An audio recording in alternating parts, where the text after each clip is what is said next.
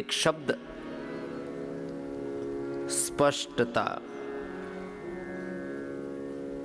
चाहे वो उपचार में है, चाहे व्यवहार में है, चाहे वो राजनीति में है, चाहे धर्म अध्यात्म में है, जीवन में स्पष्टता, इसके लिए बहुत कीमत चुकानी पड़ती है, बहुत ठोकरें भी खानी पड़ती हैं, बहुत तरह के एक्सपीरियंस से गुजरना पड़ता है। अलग अलग रोगों में अलग अलग ये जो एक्सपीरियंस है, औषध का, अनुपान का, खान पान का, उपवास का भी, हम निर्जला उपवास भी कराते हैं, जलोपवास भी कराते हैं, रसोपवास भी कराते हैं, फलोपवास भी कराते हैं, फिर एक विशेष डाइट देते हैं, स्किन डाइट, वात, पित्त, कफ रोगों में अलग अलग प्रकार की डाइट का प्रोविज़न करते हैं। ये एक दिन में नहीं हो गया, वर्षों लगे हैं और हजारों हजारों ने, लाखों लाखों लोगों पर एक्सपीरियंस किया, तब जाकर के हम निष्कर्ष पर पहुंचे हैं कि इस रोग में ये डाइट देनी। जैसे इनफर्टिलिटी में दूध जो है वो रसायन का काम करता है। जिनको भी इनफर्टिलिटी है उनको दुग्ध कल्प करना चाहिए।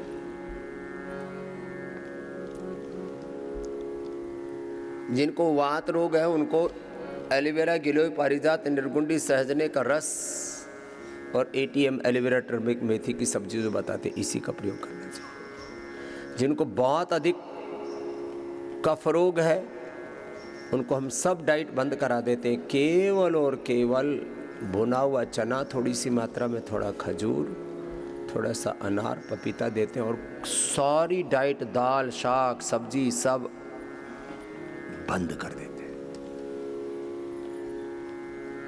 पित्त रोगों में केवल और केवल हमने एक पित्तहर आहार की व्यवस्था की, वही देते हैं। शुगर के रोगियों को, अरे अपने शरीर को अवसर तो दो ना। शरीर से बड़ा कोई हील करने वाला तत्व नहीं है। Body is the ultimate healer. जिनको शुगर है उनको बाकी सब चीजें बंद करा देते हैं, केवल खीरा, करेला, टमाटर के जूस के ऊपर ही उनको उपवास कराते हैं। खीरा, करेला, टमाटर, उससे भी केवल मेथी के पानी पर, केवल मेथी के पानी पर उपवास, और साथ में मधुनाशिनी, मधुग्रीट देते हैं। खाली पेट जब ये औषधियाँ ली जाती है ना तो उनकी शक्ति 10 गुना से लेके 100 गुना बढ़ जाती है। खाली पेट लिवोग्रिड लो। अब लीवर की बीमारी ज़्यादा होने पर केवल और केवल बकरी का दूध पिलाते हैं और सारा खाना पीना बंद कर देते हैं। अब लोगों को ये बात समझ भी नहीं आती। यहाँ तो कर लेते हैं, घर जाके फिर सब उल्टा पुल्टा करके बराबर कर लेते हैं। आज हमने लोगों को लीवर किडनी ट्रांसप्लांट से बचा। किडनी के रोग में हम केवल एक जौ के आटे की एक रोटी या एक छोटी सी कटोरी दलिया देते हैं, जौ का और लौकी, बस। तीसरी चीज देते ही नहीं है ना। आप थोड़े दिन ये प्रयोग कीजिए, 2 सप्ताह से लेकर के 2 माह में आज तक कोई मरा नहीं है। जिन्होंने मेरी बात मानी है, कोई मरा नहीं, सब तरा है, सबका रोग मिटा है। अब ये करने की जरूरत है। किडनी का रोग होने पर केवल जौ के आटे की रोटी या जौ का दलिया, वो भी थोड़ी मात्रा में। लीवर का रोग होने पर 1 गिलास 200-250 ml से ज़्यादा नहीं, वो भी बकरी का दूध या बकरी का दही, उसकी प्रकृति देख करके। उसके साथ और भी चीज़ें देखनी पड़ती है। अब किडनी के रोगी को साथ में BP, शुगर भी होता है, उसको भी देखना पड़ता है। फिर इसलिए मल्टीपल डिजीज होने पर फिर वैद्य के विशेष उपचारक की विशेष आवश्यकता पड़ती है कि जो आपको गाइड कर रहा है वो बहुत इंटेलिजेंट होना चाहिए। इसलिए मैं कहता हूँ वैद्य को सहस्र बुद्धि होना चाहिए। महाराष्ट्र में तो एक सरनेम ही होता है, सहस्र बुद्धि। सहस्र बुद्धि, शतावधानी, सैकड़ों बातों का ध्यान रखना पड़ता है, तब जाकर के उपचार होता है। वैद्य कोई डिग्री लेने से नहीं बन जाता। ये BNYS, BMS, MBBS, MD आदि, कुछ तो इतने मूर्ख होते हैं पढ़े लिखे, मैं उनको लिटरेट इडियट बोलता हूँ। किताबें पढ़ ली, एक्सपीरियंस कुछ है ही नहीं। और एक होती है इंफॉर्मेशंस, एक ये डिग्री आदि एक अलग चीज़ हो गई। एक होती है प्रतिभा, प्रज्ञा। आदमी बहुत इंटेलिजेंट होना चाहिए, प्रतिभावान,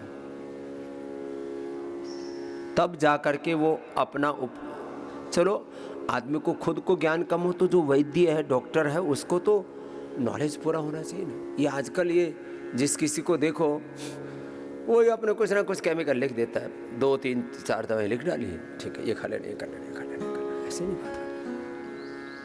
चिकित्सा में तो स्थूल सूक्ष्म कारण शरीर, अन्नमय प्राणमय मनोमय विज्ञानमय कोश, पूरे अस्तित्व, पूरे ताने बाने को समझना पड़ता है। जीवन को बिना समझे, प्रकृति को बिना समझे, प्रकृति, बल अबल, आयु और उस जीव का प्रारब्ध और पुरुषार्थ, उसकी बहुत सारी चीजों का मूल्यांकन करके फिर उपचार होता है।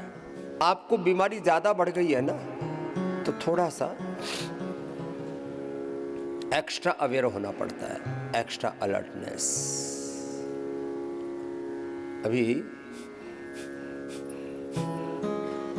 एक विदेश से आए हुए थे कल भाई, बोले बाबा जी बहुत सारी चीज़ें तो ठीक होगी, पार्किंसंस उनको काफ़ी ज़्यादा हो रहा था। मैंने कहा 2 महीने में आप पूरे ठीक हो करके 4-6 महीने बाद दोबारा आ जाना, यही निरामय में ही आए हुए, दोबारा आप आ जाना, ठीक हो जाएगा। पार्किंसंस, अल्जाइमर, डिमेंशिया के बारे में अभी तक कोई क्लेम नहीं करता था कि ये ठीक होते हैं। अब मैं कहता हूँ जब भी समय मिले आप अनुलोम विलोम करो। ये 10 रोगियों के लिए बता रहा हूँ। किन के लिए?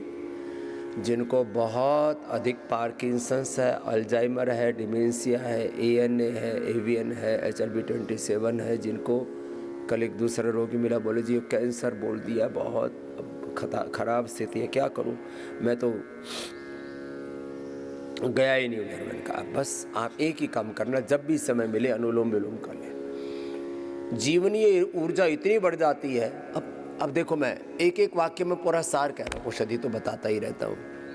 लीवर के लिए लिवोग्रिड, किडनी के लिए रिनोग्रिड, थायराइड के लिए थायरोग्रिड, BP के लिए मुक्तावटी, BP ग्रिड, शुगर के लिए मधुनाश्री मधुग्रिड, आंखों के लिए आई ग्रिड, कार के लिए ग्रिड, मस्तिष्क के लिए मेधावटी, मेमोरी ओमेगा, मोटापा के लिए मेदो हर वेट गो, ऐसे हर स्किन डिजीज़ के लिए गोधन, अर्क, कायाकल्प, नीम, घनवटी, ट्राई, और फिर वो डर्माग्रिड, सोरोग्रिड, मिरिनोग्रिड, इनफर्टिलिटी के लिए यौवनामृत, यौवन गोल्ड, माताओं बहनों के लिए संतति, सुधा, फरघृत। औषधि तो सब बताते रहते हैं, ये ज़्यादा महत्वपूर्ण नहीं है। जरा इससे भी ज़्यादा महत्वपूर्ण क्या, जरा सुनिए। अब एक एक बीमारी के ऊपर स्पेसिफिक बोल रहा हूँ। एपोप्टोसिस ठीक कर लो, कैंसर ठीक। कहने को तो एक, if your apoptosis is perfect तो कैंसर होगा नहीं, है तो मिट जाएगा, और चाहे कितना ही ज़्यादा। ये एपोप्टोसिस क्या है? अभी थोड़ी देर पहले मैं एक शब्द प्रयोग कर रहा था, जीवनीय ऊर्जा, जीवन चक्र, काल चक्र, समय चक्र। एक सेल 24 घंटे से लेकर के, और ज़्यादातर 99% सेल्स 24 घंटे से लेकर, एक दिन से लेकर के 100 दिन, 120 दिन, ये काल चक्र होता है। अपवाद रूप में कुछ सेल्स को छोड़ करके, इसलिए मैं कहता हूं एपोप्टोसिस है एक सेल का बनना, उसका डिसिप्लिन में रहना, और एक समय आने पर उसका सेल डेथ प्रोग्राम होता है। जन्म के साथ ही मृत्यु लिखी रहती है, मनुष्य की भी और एक सेल की भी। सती मूले तद्विपाक जात्यायुर्भोगः, जय श्री महर्षि पतंजलि लिखा है। तो वो सेल जितने दिन में, skin cell, blood cell, bone cell, जितने दिन में जो सेल बन करके ख़त्म हो जाना चाहिए, वो एपोप्टोसिस बाधित हो जाता है। अनुलोम विलोम जब आप लगातार करते हो तो पूरी जीवनीय ऊर्जा व्यवस्थित हो जाती है, अनुशासित हो जाती है। और कैंसर खत्म। एपोप्टोसिस कोई ये कैंसर कोई बीमारी नहीं। एपोप्टोसिस का गड़बड़ होने से ही फिर ये सेल्स कहीं डिपॉजिट हो जाते हैं, कहीं सड़ने लगते हैं, कहीं गलने लगते हैं, कहीं गांठ बन जाती है, कहीं पर ग्रोथ ज़्यादा होने लगती है, कहीं कम होने लगती है। इसलिए मैंने कई बार कहा, और ये मॉडर्न मेडिकल साइंस और आयुर्वेद दोनों को साथ में मिला करके मैं बोल रहा हूँ। Indiscipline growth of cells, indiscipline breaking of cells, ये होता है एपोप्टोसिस के गड़बड़ होने से। एपोप्टोसिस ठीक, कैसा ठीक? अब उसमें अनुलोम विलोम ज़्यादा करना पड़ेगा आपको।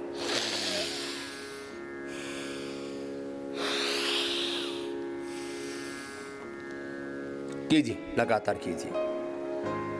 एपोप्टोसिस ठीक तो कैंसर ठीक। T3, T4, TSH का गड़बड़ क्यों होती है? ये थायराइड का इंटरनल जो पूरा फंक्शन है गड़बड़ हो गया।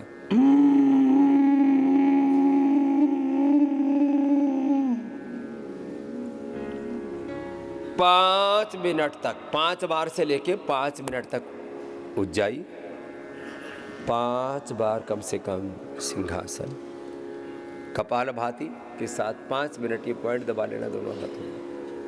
थायराइड पैराथायराइड का फंक्शन अच्छा हो जाएगा, उससे अपने आप पिट्यूटरी ग्लैंड इसी के साथ कनेक्टेड है।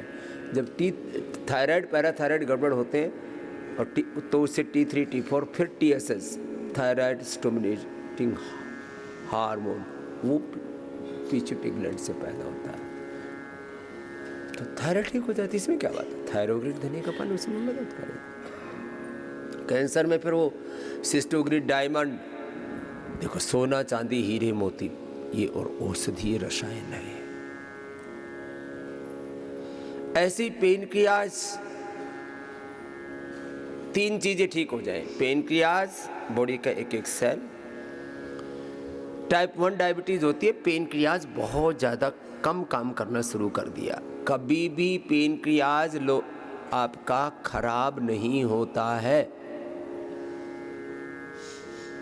पेनक्रियाज खराब हो जाए तो फोड़ा बन जाएगा, काट के निकालना पड़ेगा। अब कहते हैं जी पेनक्रियाज काम नहीं कर रहा। अरे काम नहीं कर रहा तो मंडूकासन, योग मुद्रासन, पवन मुक्तासन, मधुनासन, मधुग्रिट इसीलिए तो दे रहे हैं, उपवास इसीलिए तो कराएं कि पेनक्रियाज काम करे। टाइप 1 डायबिटीज में पेनक्रियाज पूरा काम नहीं कर रहा है। कभी भी ऐसा नहीं होता है कि सेल्स हो और वो काम ना करे।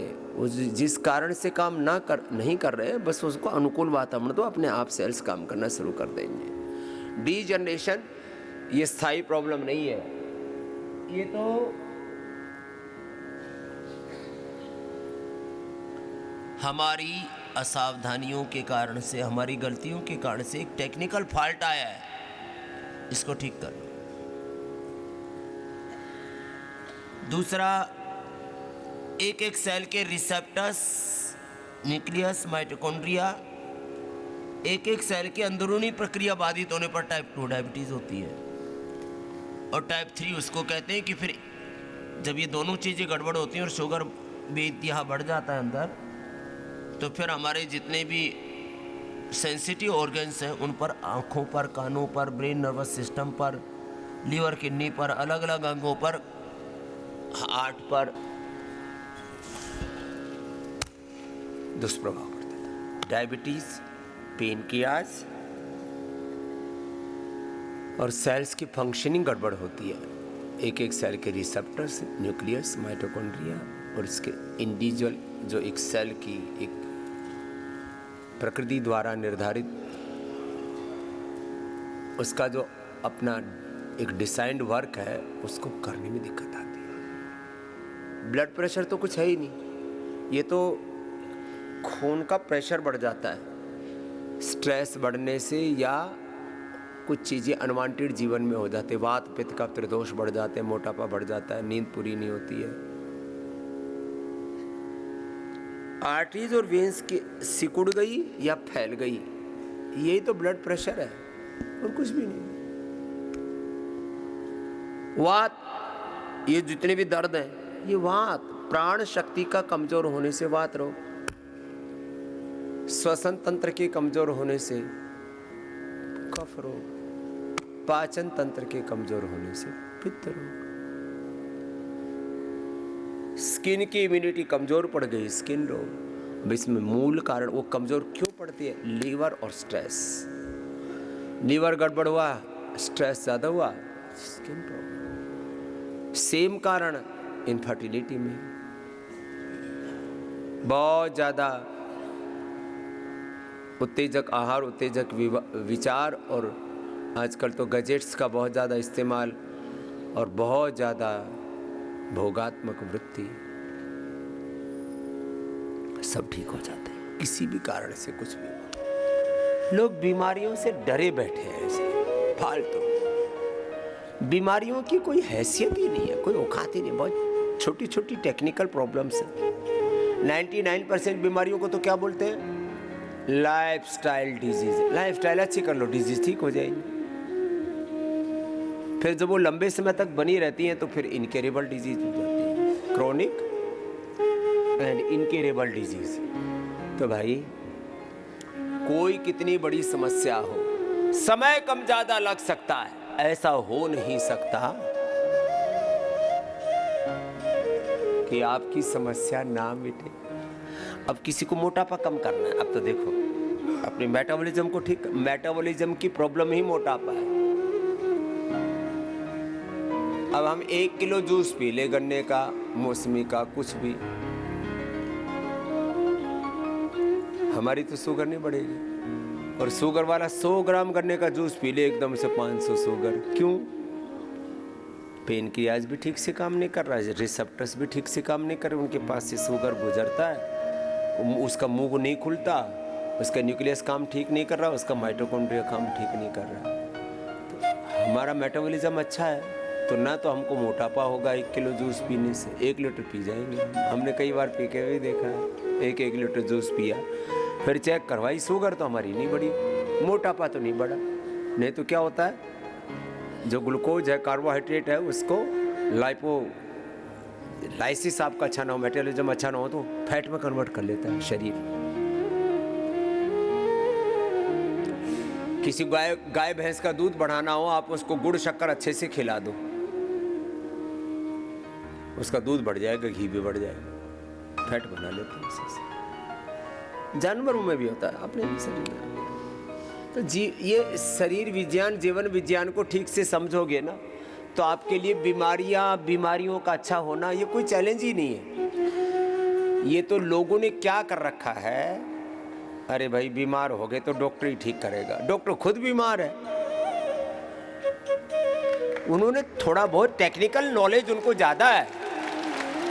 देखो मैं किसी का तिरस्कार नहीं कर रहा हूं, जीवन विज्ञान को समझना और जीवन को ठीक से जीना अलग बात है, डॉक्टर होना अलग बात है। एक डॉक्टर को बीपी भी है, शुगर भी है, थायराइड भी है, गैस कब्ज, एसिडिटी भी है, स्ट्रेस भी, एंजाइटी भी है। डॉक्टर होने से बात थोड़ी बन जाती है। अच्छे डॉक्टर भी है, उनका स्वागत है, यहां पर भी आए हुए काफी डॉक्टर देश विदेश से। हम लोगों ने क्या कर रखा है, अरे बीमार हो गए तो दवा है ना, डॉक्टर है ना, हॉस्पिटल है ना, सरेंडर कर देते हैं। हमने कभी सरेंडर नहीं किया है। हम हैं आत्मनिर्भर जीव, स्वावलंबी जीव।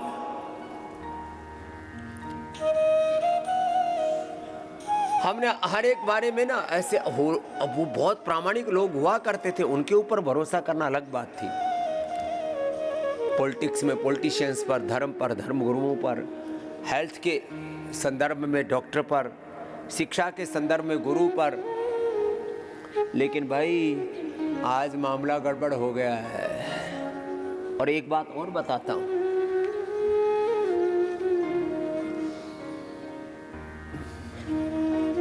मन का बहुत, तन से हजारों लाखों करोड़ों गुना ज्यादा शक्तिशाली है मन। जिनका अपने मन पर नियंत्रण पूरा है वो बहुत जल्दी किसी भी कष्ट से, रोग से, दुख से अपने आप को उभार लेते हैं। और जिनका मन कमजोर है ना, 1 सेकंड के 1 लाखवें हिस्से आपके जो मन में जो विचार आते हैं, जो संवेदनाएं, भावनाएं आती हैं, थॉट्स यहाँ से पैदा होते हैं, राइट लेफ्ट ब्रेन से। 1 सेकंड के 1 लाखवें हिस्से में ब्रेन की न्यूरॉन से जो भी थॉट्स पैदा होते हैं, वो सारे सिग्नल आपके स्नैप्स और उनके माध्यम से पूरे शरीर के 37 ट्रिलियन सेल्स तक, 1 सेकंड के 1,00,000वें हिस्से में। इतना जल्दी काम करता है मन। शरीर की चेष्टाओं में तो मिनटों लग जाते हैं, घंटों लग जाते हैं। मन की चेष्टा तो 1 सेकंड के 1,00,000वें हिस्से में तो वैज्ञानिकों ने खोज लिया है। और आज पारमार्थिक दृष्टि से तो इससे भी सूक्ष्म गति है मन की।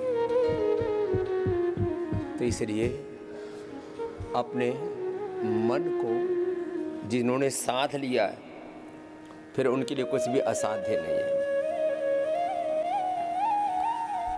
जिसने स्वयं का मन जीता उसी ने जगत को जीता है।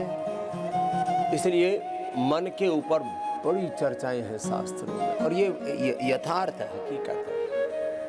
मन है यो मनुष्याणाम कारणम मोक्षम चंचलम ही मन कृष्ण प्रमाद। योग सूत्र शुरू किया तो क्या कहा? अथ योगानुशासनम योगश्चित्त वृत्ति निरोधम। मन की वृत्तियों और प्रवृत्तियों को नियंत्रित कर लो, योग सिद्ध हो जाएगा। नहीं तो रोग भोग तो चारों तरफ है ही, घात लगाए बैठे। पूज्य रितंभरा दीदी ने मेरे से बोला, बाबा जी हमारे सबसे पुराने और बहुत विश्वस्त सेवक हैं, इनकी पत्नी के फेफड़े कमजोर हो गए, आप ठीक कर दो। मैंने कहा दीदी 100% ठीक कर दूंगा, बस इनको जो मैं कहता हूं वो मानना तो पड़ेगा। जरा मैं थोड़ा व्यापक अर्थ में कह रहा हूं, मेरी बात पूरी मान लो। जितना जो प्राणायाम करना है, जो व्यायाम करना है, जो आसन करने हैं, जैसा ध्यान करना है, जैसे जीना है, जो योग जैसा करना है, आयुर्वेद की औषधि जैसे लेनी है, औषधि के साथ अनुपान खान पान जैसा रखना है, एक बार भी बदपरहेजी नहीं करना।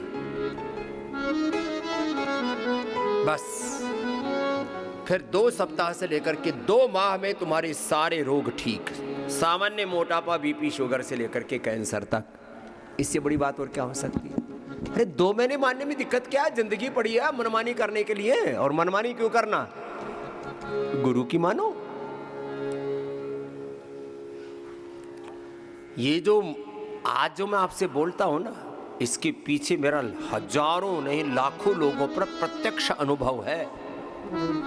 मैंने किताबें बहुत पढ़ी हैं, वेद शास्त्रों से लेकर के मॉडर्न मेडिकल साइंस से लेकर के। 20 साल पहले बरेली में मेरा एक प्रोग्राम था, वहाँ एक डॉक्टर दंपति आए थे, यहीं बैठे हुए, ये बैठे हैं। बोले बाबा जी आपका बरेली में एक पूरा डॉक्टरों से खचाखच भरा हुआ हॉल। उस समय भी हमारी खूब फाइटिंग चलती थी।